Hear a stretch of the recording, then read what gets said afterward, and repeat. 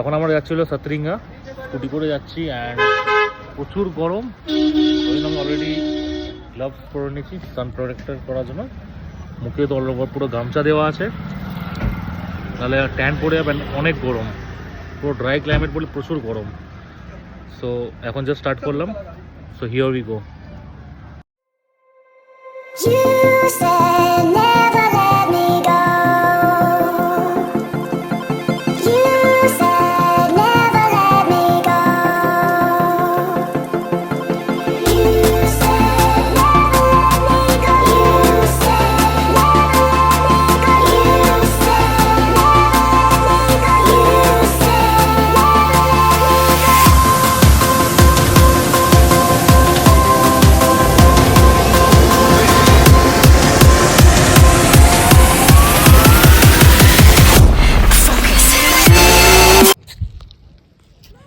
Hello everyone.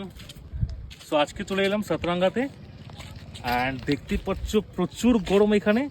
আমি ওই জন্য মুখটা ঢেকে এসেছিলাম, কভার করে এসেছিলাম পুরো, নাহলে অনেক বডি পুরো ট্যান পুরো পড়ে যাওয়ার অনেক সম্ভাবনা থাকে।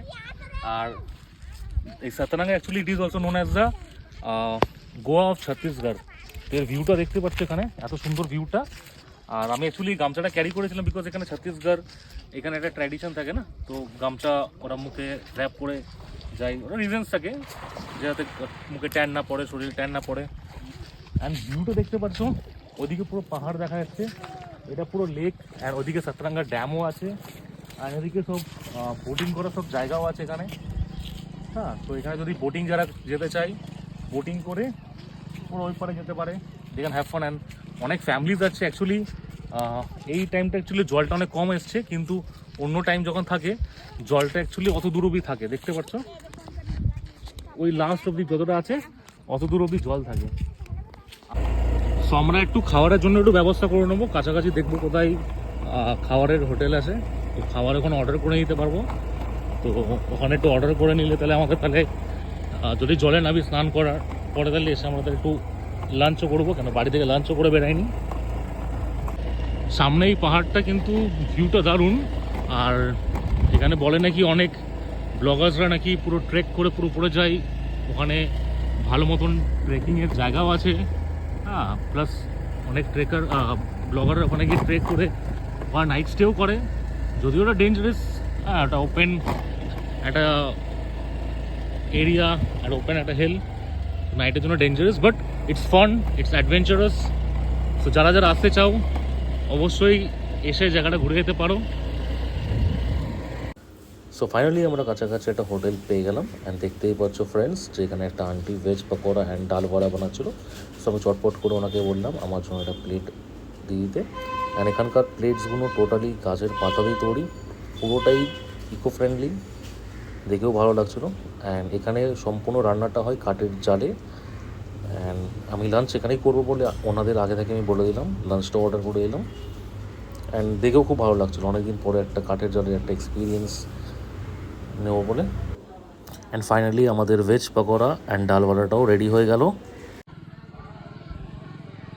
পকোড়াটা নিয়ে নিলাম, পকোড়াটা খাই, আশা করি ভালো লাগবে। গরম আছে কিন্তু ভালো লাগছে। অ্যাকচুয়ালি ডালের বড়া অ্যাকচুয়ালি এটা, আর চালের গুঁড়ি দোকানছে, আর একটা চাটনি। আর এখানে দেখতে পার সব আমি বললাম যেটা আমি, যেখানে পেপার প্লেট চলে না, অ্যাকচুয়ালি এখানে এরা ইকো ফ্রেন্ডলি না, তো ওখানে সব লিভ পাতা দিয়ে, গাছের পাতা দিয়ে সব প্লেটস বানাই। So it's a good thing, it can be used. এখানে ছেলেরা দেখছি মাছ ধরেছে ওখান থেকে, লেক থেকে। হ্যাঁ, তো সব ছিপ নিয়ে দেখছি আমরা, দেখি কি কি মাছ আছে এখানে। क्या क्या मछली है भैया?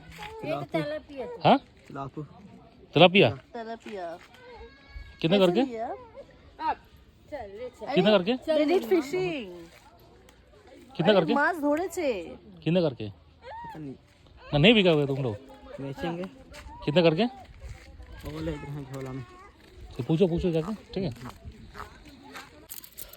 সো এই ছেলেগুলো আমাকে 3খানা তেলাপিয়া মাছ মাত্র 60 টাকায় দিয়ে দিল। দেখতেই পাচ্ছ আমি মাছটাকে চটপট করে পরিষ্কার করে নিচ্ছি, মাছের আঁশগুলো ছাড়িয়ে নিচ্ছি। অ্যান্ড কাছাকাছি একটা আন্টির বাড়ি থেকে আমি ছুরিটাও পেয়ে গেলাম। অ্যান্ড তার সাথে আরও কড়াই, খুন্তি, নুন, কোনো চেয়ে নিয়েছিলাম। আর এরপরে আমরা চলে যাবো জলেতে পরিষ্কার করার জন্য। তেলাপিয়া মাছ নিয়ে নিয়েছি এখানে আর পরিষ্কার করতে চলে এলাম এখানে। আর যেহেতু আমি স্কাউটস এনসিসি দুটো এক্সপিরিয়েন্স আছে আমার, তো এগুলো একটা আলাদা অ্যাডভেঞ্চার এক্সপিরিয়েন্সও আছে। এসব অ্যাডভেঞ্চার করার জন্য আমার মজা লাগে, ভালো লাগে, তা আমার কোনো প্রবলেম হয় না এগুলো অ্যাকচুয়ালি।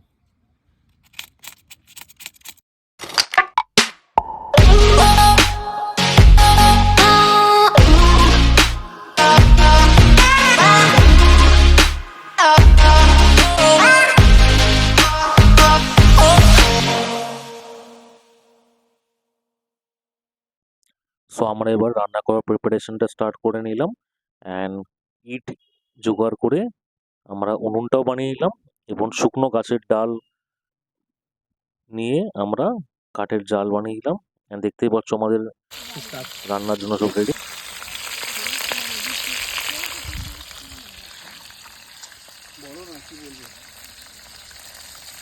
ভালোই মাছলি আমাদের হচ্ছে, দেখতে পাচ্ছ।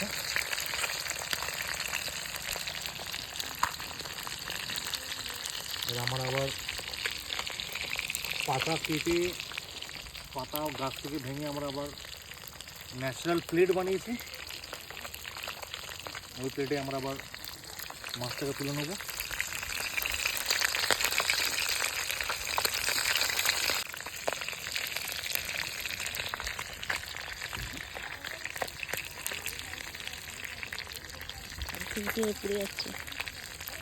পুড়ে যাচ্ছে কি ফটাফট তুল।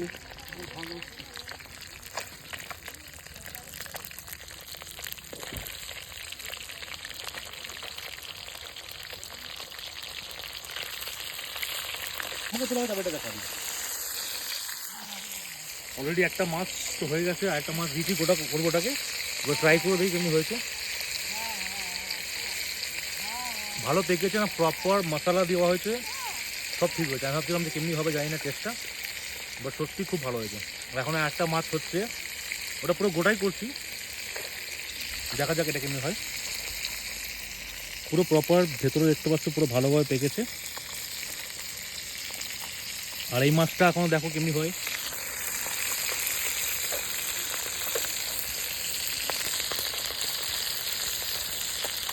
তো ফাইনাল লাঞ্চ করতে চলে এলাম। লাঞ্চে ডাল ভাত অ্যান্ড আলু সবজি আছে, আর এই মাছটা এটা ভেজেছিলাম, মোটামুটি চলে এলাম।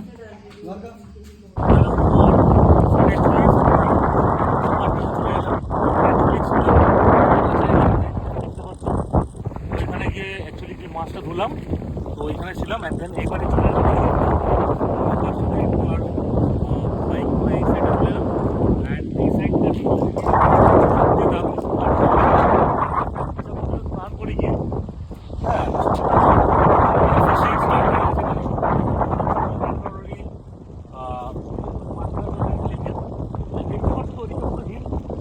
অলমোস্ট সানসেট করছে অলরেডি, অ্যান্ড আকাশটা পুরো সুন্দর লাগছে।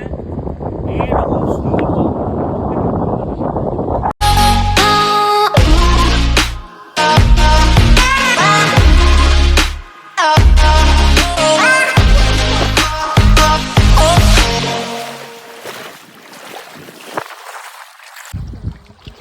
রিয়েলি গাইজ এনজয়িং আ লট। জলটা সত্যি অনেক ঠান্ডা অ্যান্ড অনেক রিল্যাক্স লাগছে। সারাদিন এত গরমে ছিলাম, অ্যান্ড আরও এনজয়িং লাগছে বিকজ ওই পারে নদীর ওই পারটা পাহাড়ের সিন দৃশ্যগুলো দেখে তো মানে আরও মজা লাগছে। আর এখান থেকে জল থেকে আর বেরোতে ইচ্ছে করছে না। Keep watching guys, enjoy. Finally ভালো করে দিন কাটালাম এখানে, খুব এনজয় করলাম। অ্যান্ড অলরেডি এখন বিকেল হয়ে গেছে আমাদের এখানে। এবারে বাড়ির দিকে যাব আমরা। এখন আরও 40 কিলোমিটার বাড়ির দিকে আরও গাড়ি চালিয়ে যেতে হবে। সো অন্ধকার হওয়ার আগে বাড়ি পৌঁছাতে হবে। আর thank you everyone for watching this video.